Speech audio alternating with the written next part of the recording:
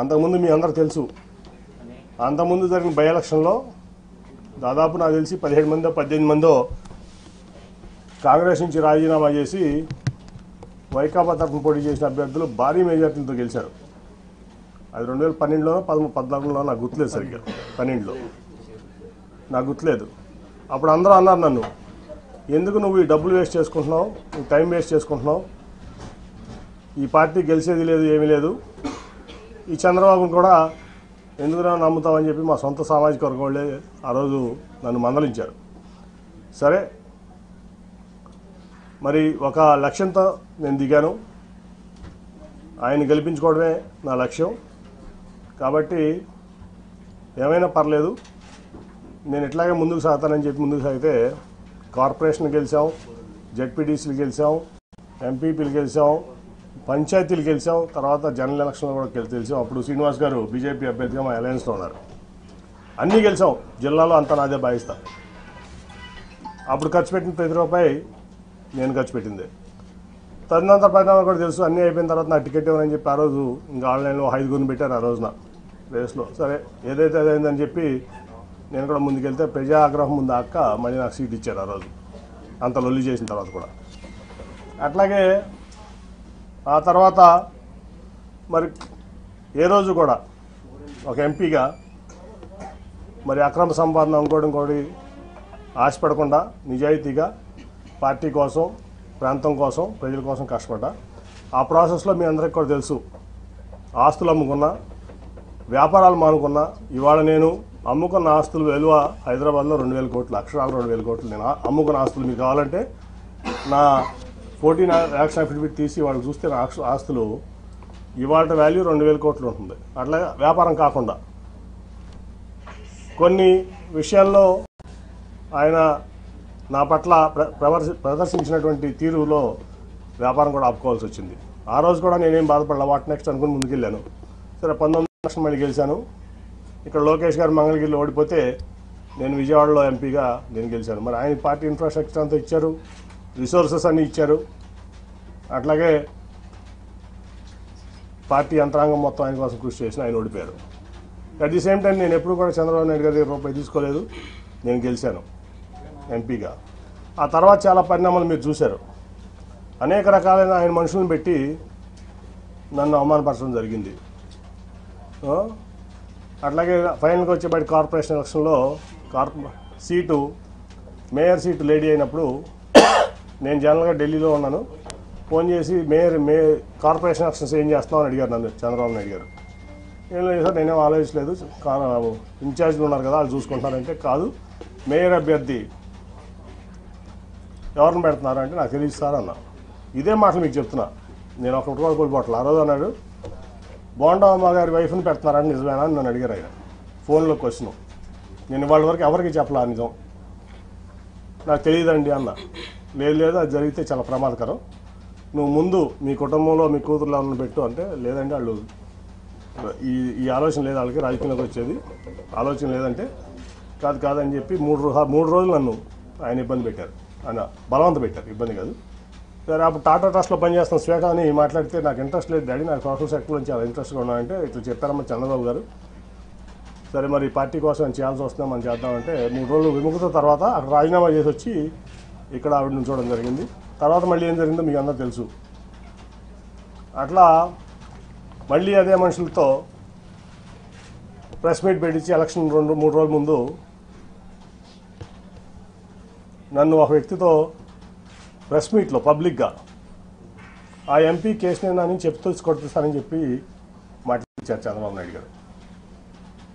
ఆ ఎంపీ కేసుని అని చెప్పు తీసుకొడతానని చెప్పి ఒక క్యారెక్టర్లెస్ పర్సన్ పార్టీ ఎంపీని అన్నారు. స్పందన లేదు పార్టీ నుంచి కానీ, ఏ వ్యక్తి నుంచి కానీ. అదే ప్రెస్ మీట్లో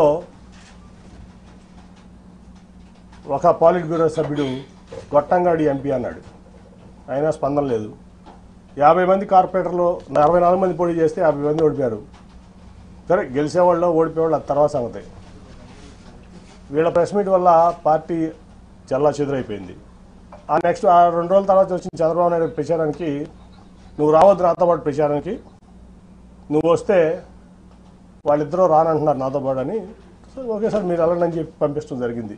ఒక సిట్టింగ్ ఎంపీ లేకుండా కార్పొరేషన్ ఎలక్షన్స్లో నా కూతురు నుంచోబెట్టి నా డబ్బులు ఖర్చు పెట్టుకుని నేను లేకుండా ప్రచారానికి వచ్చాడు ఆయన, ఒక పార్టీ అధ్యక్షుడు.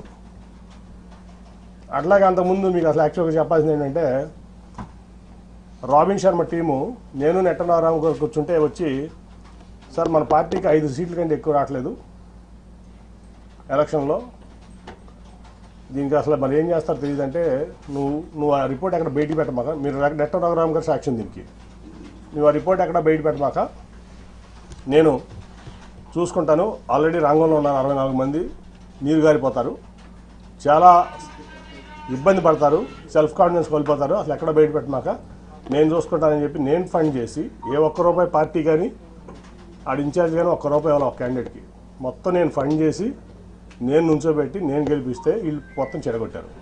14 గెలిచాం ఫైనల్గా. ఓకే అదంతా అయిపోయింది. కానీ ఇక్కడ ఏంటంటే, ఒక పార్టీ అధ్యక్షుడు ఒక పార్టీ ఎంపీని ప్రోటోకాల్కి విరుద్ధంగా నువ్వు రావద్దని ఏమంటున్నాడు, మరిచ్చా పార్టీ కోసం ఆయన కోసం. ఒక పార్టీలో ఉన్నటువంటి పాలిట్ బ్యూరో మెంబరు ఒక 5 పదవులు ఉన్నటువంటి వ్యక్తితో చెప్పు తీసుకొడిస్తా అన్నాడు, భరించా. అట్లాగే గొట్టంగాడు అనిపించారు, భరించా. ఏం చేయాలి నేను, ఎన్ని అవమానాలు పడాలి, అయిపోయింది రోజువారీ అవమానాలు. తర్వాత నేను ఒక రోజు వెళ్ళి ఆయనతో చెప్పాను, సార్ మీకు ఇష్టం లేకపోతే చెప్పండి నేను తప్పుకుంటాను ఎంపీగా అంటే, లేదు లేదు నువ్వే ఉండాలి. 10 మంది ముందు చెప్పాను, నేను ఒకళ్ళు కాదు. ఆ రోజు వల్లరామయ్య గారు ఉన్నాడు, నెట్టం రఘురామ్ గారు ఉన్నాడు, పార్టీ ఇన్ఛార్జ్లు అందరూ ఉన్నారు, 7 ఇన్ఛార్జ్లు.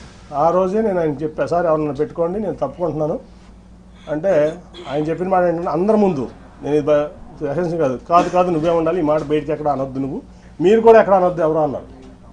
వాళ్ళందరినీ బయటికి పంపించి నన్ను ఆ నెక్స్ట్ డే నందిగామ జగపేట సభలు జరుగుతున్నాయి. లేదు నువ్వు ఆ మాట అనమాక, నువ్వే నుంచోవాలి ఎంపీగా, మళ్ళీ నువ్వు లేకపోతే పార్టీ ఇబ్బంది పడుతుంది, రేపు జగపేటకు నందిగామ సభకు కూడా నువ్వు రావాలి, లేకపోతే సభలో సక్సెస్ అవ్వని చెప్తే, ఓకే సార్ మీరు ఏది చెప్తే అది చేస్తారు, కానీ అవమానాలు నేను భరించలేకుండా ఉన్నాను, వీళ్ళతో కలిసి పనిచేసే పరిస్థితి నాకు లేదు, కాబట్టి నా రిలీఫ్ ఇప్పిస్తున్నా అంటే ఒప్పుకోలేదు ఆయన. లేకపోతే ఆ రోజు రాజీనామా చేసేవాడిని, ఇవాళ దాకా ఆగేవాడిని కాదు. తర్వాత అయిపోయింది, సరే ఎవరికో నా కుటుంబ సభ్యుడికి ఎంపీ సీట్ కావాలనుకున్నారు, ఇవ్వచ్చు తప్పలేదు. ఇప్పుడు ఎంపీ సీట్లు కావాలంటే 6 ఎంపీ సీట్లు టీడీపీలో కమ్మ సీట్లు ఉన్నాయి, విశాఖపట్నం, రాజమండ్రి, ఏలూరు, విజయవాడ, గుంటూరు, నరసరావుపేట. ఈ జనరల్గా తెలుగుదేశం పార్టీలు ఎప్పుడు కమ్మాసే పోటీ చేస్తారు. సరే అక్కడంటే భరత్ నాడు కుటుంబ సభ్యుడు, వైజాగ్లో ఓకే. మురళీమోహన్ గారు ఖాళీ చేసినటువంటి రాజమండ్రి సీట్ ఉంది, అలాగే నాగండి బాబు అంటున్నటువంటి ఏలూరు సీట్ ఉంది, ఇటు పక్క గుంటూరు గల్లా గారు పొడి చేయాలంటున్నారు, అటు పక్క నరసరావుపేటలో అభ్యర్థులు, అక్కడికి వచ్చు కదా. ఇక్కడ తీసుకొచ్చి ఇన్ఛార్జ్లు అందరికీ ఇతర ఎంపీ అని చెప్పి నాకు చెప్పకుండా, నాకు కమ్యూనికేషన్ లేకుండా ప్రోటోకాల్ వైలేట్ చేసి, ఎక్కడ కూడా నేను ఎక్కడికైనా వెళ్తే వాళ్ళు పార్టిసిపేట్ చేయకుండా, అతను వెళ్తే పార్టిసిపేట్ చేస్తూ, రాష్ట్ర అధ్యక్షుడు అచ్చెన్నాయుడు కూడా నన్ను సభలకు ఆహ్వానించిన సభలకు అతను వెళ్తాడు. చెప్తే నేను మానేసేవాడిని, ఆ రోజు మానేసేవాడిని. అట్లాగే తిరువురు సభ మీ అందరూ తెలుసు. తర్వాత ఆ తర్వాత 3 పంపించారు, ఆల్పాటి రాజా గారిని, నెట్టం రఘురామ్ గారిని, మన కొనకొండ నారాయణ గారిని. 3 పెద్ద మనుషులు, గౌరవప్రదమైన వ్యక్తులు. పాయింట్లు ఏంటంటే 3 పాయింట్స్ దీంట్లో. లోకేష్ గారు, నేను అతనికి అప్పచెప్పా కదా సభ బాధ్యతలు, కేసు నాని అన్న ఎందుకు ఇంటర్ఫియర్ అయ్యాడు అనేది లోకేష్ గారు అన్నారు మాతో. అంటే నాకు ఎవరు చెప్పారు, నాకు అఫీషియల్ కమ్యూనికేషన్ ఉందా, లేకపోతే మీ ముగ్గురులో ఎవరైనా చెప్పారా అతను వస్తున్నాడని, కానీ అతనికి అప్పచెప్పారన్నది. పొద్దున్న టెలికాన్ఫరెన్స్లో అచ్చెన్నాయుడు గారు చెప్పారంటున్నాడు. నేను టెలికాన్ఫరెన్స్లో ఎప్పుడు లేను ఈ పార్టీలో, ఏ రోజు నేను టెలికాన్ఫరెన్స్లో ఉన్నాను, జూమ్ కాన్ఫరెన్స్లో ఉన్నాను, నేను పార్టీ ఇంటర్నల్ మీటింగ్లో ఉన్నాను, ఎందుకంటే అవన్నీ వేస్ట్ అని నా అభిప్రాయం. సో నేను లేను, కనీసం మీరు ముగ్గురు చెప్పారు కదా. ఆ రోజు ముందు రోజు ఆల్పాటి రాజా గారును రఘురామ్ గారు నాకు ఫోన్ చేసి, మీరు వస్తున్నారా అంటే నేను వస్తున్నాను అని చెప్పాను. ఎందుకంటే అధినేత వస్తున్న సభకు నేను రాకుండా ఎట్లా ఉంటాను, మీరు అయితే రేపు సన్నాహ సభకు ఏర్పాట్లు చేయాలి, మీరు గైడ్ చేయాలని 2 అంటే వెళ్ళా. ఆ రోజు కూడా అప్పుడు తెలియజేసిన నేను వెళ్ళేవాడిని కాదు. వెళ్ళిన తర్వాత రౌడీ మొక్కలతో నన్ను కొట్టించాలని చూశారు. మా వాళ్ళందరూ కలిసి అడ్డం పడి నన్ను రక్షించుకున్నారు. పోలీసులు కూడా చాలా యాక్టివ్గా ఉండి నన్ను రక్షించుకున్నారు. అంటే నా కుటుంబంలోనే చిచ్చు పెట్టి నా కుటుంబ సభ్యుడితోనే నన్ను కొట్టించాలని కూడా మరి లోకేష్ గారు ఎందుకు అనుకున్నాను నాకైతే అర్థం కాల. నేనేం చేశాను? ఈ పార్టీకి ద్రోహం చేశాను? నేనేం తప్పు చేశాను? 9.5 ఏళ్లలో నేను చేసిన తప్పు ఒకటి చూపించండి. పార్టీ పట్ల కానీ, విజయవాడ పట్ల కానీ, విజయవాడ ప్రజల పట్ల కానీ. ఎందుకు నన్ను ఇట్లా చేస్తున్నారు? ఎందుకు నన్ను అవమానపరచాలనుకున్నారు? మీరు జైల్లో ఉంటే నేను మీకు అండగలేనా? మీ కుటుంబానికి అండగా నిలబడ్డా కదా. సో ఇవన్నీ చూస్తే చంద్రబాబు మోసగాడని చెప్పి ఈ ప్రపంచానికి తెలుసు. కానీ ఇంత పచ్చి మోసాలు చేస్తా, దగాలు చేస్తా, కుటుంబాల మధ్య చిచ్చు పెడతా ఈ రకంగా చేయడం అనేది భావ్యం కాదు. సరే, ఆ రోజు రాజీనామా లేక సబ్మిట్ చేస్తా అని చెప్పి ఇవాళ మెయిల్లో పంపిస్తాను స్పీకర్ గారికి. అట్లాగే నా పార్టీ రాజీనామా లేక కూడా అది పంపించగానే ఇది కూడా పంపిస్తారు. అట్ ది సేమ్ టైం మర్యాదపూర్వకంగా మన ముఖ్యమంత్రి గారిని కలవడం జరిగింది. ఆయన అనేక సార్లు విజయవాడ వచ్చారు సభకి. యాక్చువల్గా నేను అటెండ్ అవ్వాలి, ఎందుకంటే ఒక ఎంపీగా గవర్నమెంట్ ప్రోటోకాల్ ప్రకారం ముఖ్యమంత్రి వస్తున్నప్పుడు నేను అటెండ్ అవ్వాలి. అది నా బాధ్యత, హక్కు కూడా. కానీ ఏ రోజు పార్టీ నన్ను అటెండ్ అవ్వద్దని చెప్పడం వల్ల నేను అటెండ్ అవ్వలేకపోయా. ఇవాళ వరకు ఒక్కసారి మాత్రం రాష్ట్రపతి వచ్చినప్పుడు రాజ్భవన్లో కలిసి నేను విష్ చేశాను ఆయన, అంతే తప్ప నేను ఇంతవరకు ఆయన ఎప్పుడు డైరెక్ట్గా కలవడం జరగలేదు, ఫోన్లో కూడా మాట్లాడలేను. ఈ వదిలే బాగా రిసీవ్ చేస్తున్నారు ఆయన నన్ను. ఖచ్చితంగా మనం కలిసి ప్రయాణం చేద్దామని చెప్పి ఆయన చెప్పారు. కాబట్టి నేను పార్టీకి రాజీనామా చేశాను కాబట్టి ఇప్పుడు నేను ఫ్రీ బర్డ్ని. సో నా నిర్ణయాలు నేను తీసుకుంటా. ఒకటైతే గ్యారంటీ, చంద్రబాబు నాయుడు అనే వ్యక్తి పచ్చి మోసగాడు, దాంట్లో డౌటే లేదు. ఈ రాష్ట్రానికి పనికిరాని వ్యక్తి అతను. సరే, జనం దేవుడు అనుకుంటారా, లేదా కులపరంగా అనుకుంటారా, మీడియా పరంగా అనుకుంటారా, లేదా మరి ఎందుకు అనుకుంటారా నాకు తెలియదు. కానీ ఈ జగన్మోహన్ రెడ్డి గారు అయితే పేదల పక్షపాతి, నిరుపేదల పక్షపాతి. ఏ డెవలప్మెంట్ అనుకుంటారా? కోవిడ్ వల్ల కొన్ని కారణం 2 ఏళ్ళు భారతదేశం ఇబ్బంది పడింది, ప్రపంచమే ఇబ్బంది పడింది, భారతదేశం కూడా ఇబ్బంది పడింది. సరే, డెవలప్మెంట్ అవ్వదు, అటు ఇటు అవుతుంది. కానీ ప్రజలను హ్యాపీ పెట్టే దాంట్లో దాదాపు 2 లక్షల కోట్ల చిల్లర వాళ్ళ వరకు సంక్షేమం ఇచ్చారు ఆయన. ఇంకా ఇస్తానికి కమిట్మెంట్ ఉన్నారు. చచ్చుతీ చాలాసేపు మాట్లాడటం జరిగింది. సో నాకు బాగా నచ్చారు ఆయన. నచ్చడమే కాదు, ఆయన పథకాలని చూస్తున్నాం, వింటున్నాం. సో ఆయనతో కలిసి ప్రయాణం చేయాలని చెప్పి నేను నిర్ణయించుకున్నాను. వన్స్ నా రాజీనామా ఆమోదం పొందగానే నేను పార్టీలో చేస్తాను.